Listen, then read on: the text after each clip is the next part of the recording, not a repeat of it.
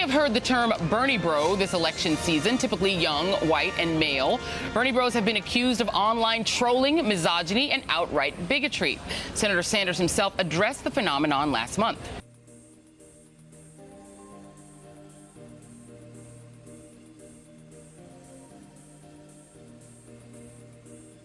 There's just one little thing about the Bernie bro myth that's problematic.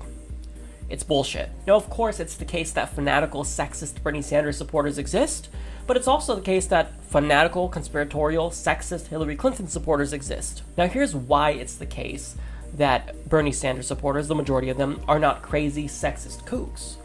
It's because this is a electoral tactic waged against Obama in 2008. I don't know if you guys remember this or not, but there was the Obama boys. And apparently there were these sexist men going around harassing women. So in an article by Salon titled, "Hey Obama Boys, Back Off Already," with the subtitle, "Young women are growing increasingly frustrated with the fanatical support of Barack and gleeful of bashing Hillary." So you'll see a lot of the same charges made against Obama supporters here that are being made against Bernie Sanders. Now let's not forget about the fact that the Bernie bro myth didn't actually come to fruition until Bernie started to do better against Hillary Clinton, when he started to close the gap in Iowa, in New Hampshire, and when he started to pass her in New Hampshire. All of a sudden, this myth, is permeating throughout political culture in the U.S. And joining me now is Janelle Ross, a political reporter at the Washington Post and the author of a recent piece on some of Bernie Sanders' more vitriolic supporters. And Janelle, I read your piece, and it all was so very familiar as somebody who covers this race and who tweets a lot and so is on social media. You said in your piece that Bernie Sanders' most vitriolic supporters really test the meaning of the word progressive. What did you mean by that? Well, I think that many people who would consider themselves progressives would say that fundamental to those ideas or to that philosophy is a belief that human beings are equal and should be treated equally, publicly, legally, etc., and an expansion of opportunity and participation in public life. What you see is behavior, language, messages, party names, etc., that do not seem to be consistent with those ideas. I got to go on a little rant about Bernie Bros. Okay, I don't know why it took this long for me to snap, but it's so offensive and smug and condescending and such a dirty political trick. Now, we already covered when the story first broke, a hilarious beginning to the story. Mashable is an article claiming that Bernie only has these young males who support him and they're all sexist or whatever. And in the article, they cite two tweets from random people.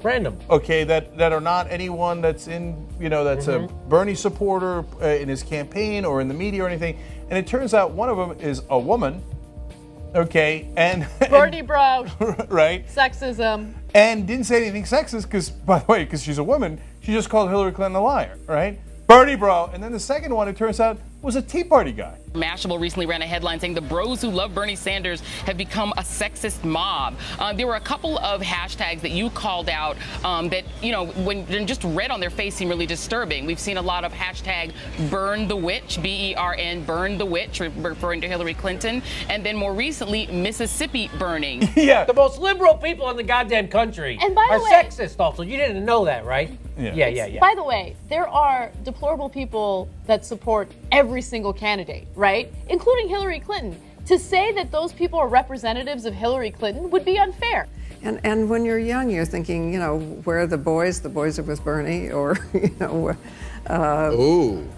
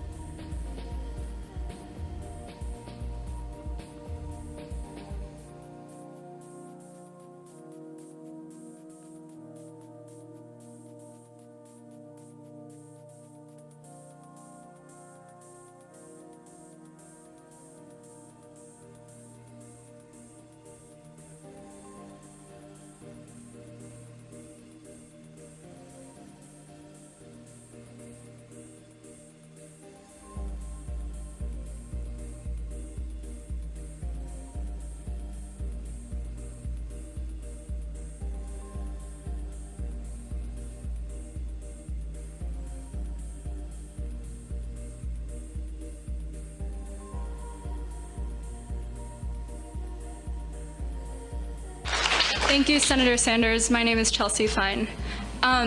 We've talked a little bit about your background here at the University of Chicago, but one thing that you haven't discussed as much on the campaign trail is the fact that you're Jewish.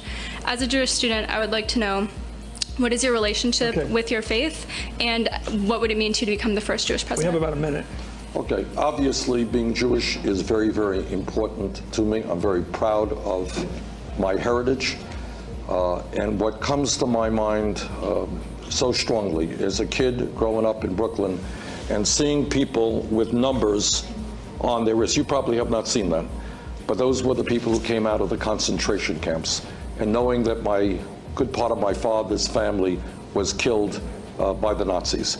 And that lesson that I learned as a very young person is politics is serious business. And when you have a lunatic like Hitler gaining power, 50 million people died in World War II.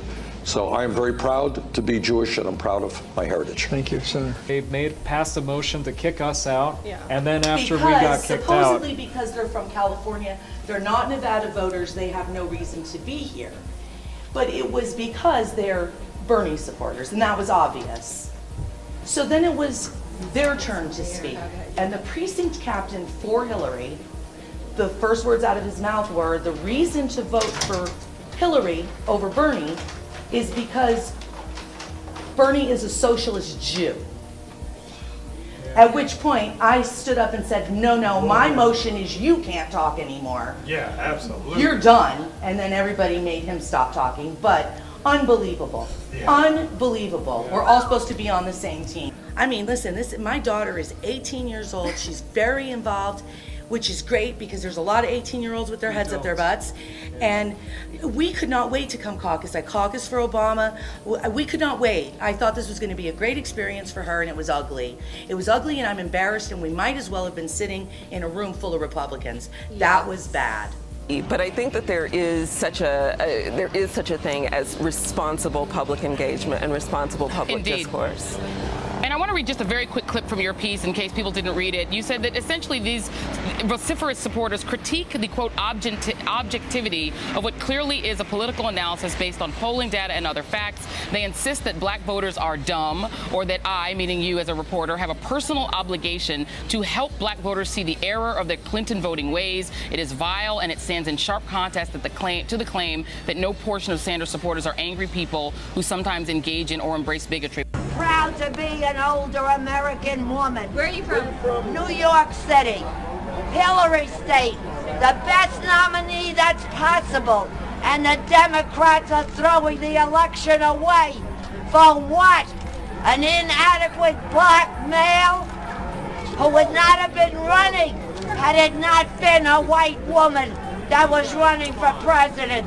And I'm not going to shut my mouth anymore. I can be called white, but you can't be called black. That's not my America. It's equality for all of us.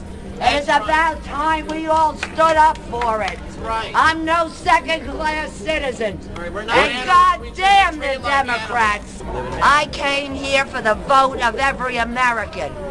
And our Democratic Party threw us down the tubes. I was a second-class citizen before, now I'm nothing. Why? Because they want to do what they want to do. And they think we won't turn and vote for McCain. Well, I got news for all of you. McCain will be the next president of the United States.